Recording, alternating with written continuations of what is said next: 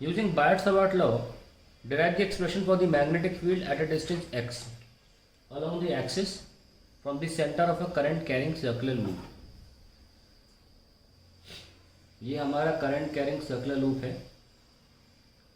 और हमें इसकी एक्सिस पर मैग्नेटिक फील्ड निकालनी किसी एक पॉइंट पे एक्स की दूरी पे।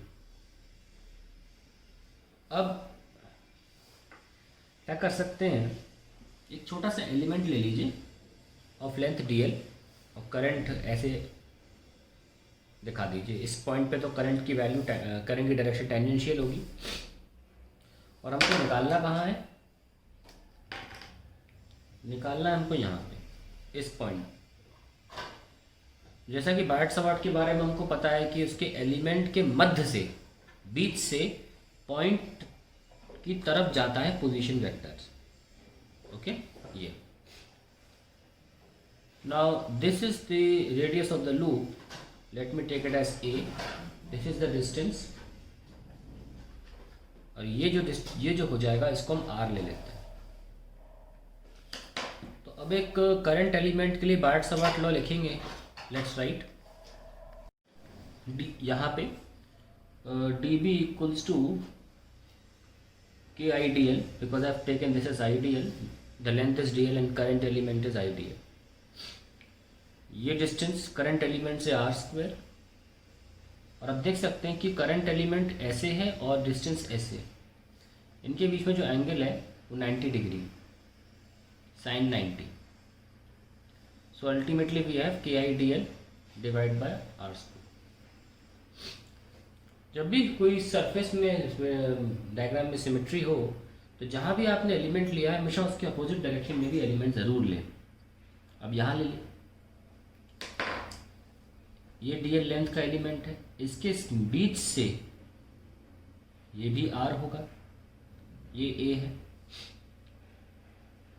तो इसके लिए भी हमारा dB यही आएगा IDL बाय r स्क्वायर। अब डायरेक्शन भी देख लेते हैं ज़रा।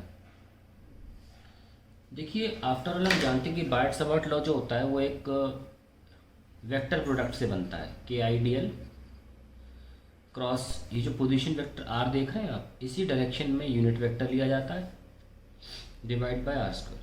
तो हमें यहाँ से डायरेक्शन मिलेगी मैग्नेटिक फील्ड किस तरफ है, तो IDL इस वेक्टर का क्रॉस हो रहा है इस डायरेक्शन से। तो क्रॉस डायरेक्शन के लिए मैं ज़रा ग्रीन पेन से दिखा दूँ कैसे क्रॉस हो रहा है, ऐसे IDL क्रॉस r इस तरीके से। और कहाँ पर मैग्नेटिक फील्ड निकालना चाहते हो, यहाँ पर। तो ये कैसा जा रहा है, एंटी क्लॉकवाइज, मतलब पॉइंट यहाँ पर है, एंटी क्लॉकवाइज है, तो मैग्नेटिक फील्ड क्या होगी, perpendicular and outward. Okay, this is dB। Also remember that हम क्रॉस प्रोडक्ट में ये पढ़ते हैं कि जो नेट वेक्टर होता है, जो दो वेक्टर्स का क्रॉस होता है, वो उन दोनों से 90 डिग्री पर होता है। It has to be 90 degree with r, it has to be 90 degree with IDL also. अगर हम r से 90 डिग्री दिखा दें तो वह IDL से 90 डिग्री जस्टिफाई हो जाएगा। तो हमने वही किया है, ये जो एंगल है इसीलिए 90 डिग्री है। एग्जैक्टली ऐसा यहाँ पे भी है। यहाँ पर जो हमारा, क्योंकि हमने ये 3 डायमेंशनली दिखाया है, तो यहाँ पे IDL अंदर जा रहा है, जैसे यहाँ बाहर आ रहा था, ये अंदर जा रहा है। तो IDL क्रॉस r इस बार कैसा है कैसा है, क्लॉकवाइज है। तो ये पॉइंट ऑफ इंटरेस्ट है, तो क्लॉकवाइज में इनसाइड होता है अंदर की तरफ, and obviously 90 degree with the direction of r। Okay, and automatically it is 90 degree with the IDL also. ये dB है। इस एंगल को हम थीटा मान लेते हैं। अब क्योंकि देखिए ये परपेंडिकुलर और ये वैल्यू सेम है, ये साइड कॉमन है ना, और ये डिस्टेंस सेम है, तो इसलिए दो ट्राइंगल्स क्या हो गए, कॉन्ग्रुएंट, तो ये भी एंगल थीटा लिया जा सकता है। अब हम कंपोनेंट मार्क कर लेते हैं कौन से कैंसिल हो रहे हैं। अगर ये थीटा है तो ये हुआ 90 माइनस थीटा, ये हो गया थीटा, तो this is dB cos theta and this is dB sin theta.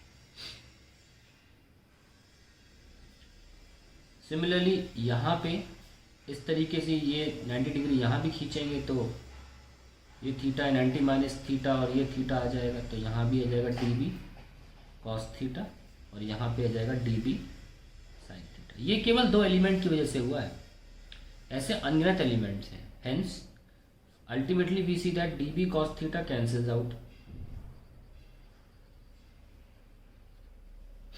और बी नेट हो जाएगा ultimately integration of D B sine theta. That's it. Derivation छोटा सा है, डायग्राम बनाना आपको अच्छी तरह आना चाहिए। तो लेट्स स्टार्ट। आप डी बी की जगह लिख दीजिए K I D L divide by R square और साइन थीटा क्या है, परपेंडिकुलर ए और hypotenuse R. Finally B net कितना आ गया, के आई जो कांस्टेंट है उसे बाहर ले लो, K I A divide by R cube and D L. और डी एल क्या है, ओवर द लूप है तो ऑब्वियसली इंटीग्रेट होकर ये लूप का सर्कमफ्रेंस ही बन जाएगा, क्या है A R cube into 2 pi A. थोड़ी रीअरेंजिंग कर देते हैं, 2 के I pi A square divide by R cube. Finally we can write B net is equals to 2 और ये क्या है, area of the loop upon X square plus A square की पावर 3/2।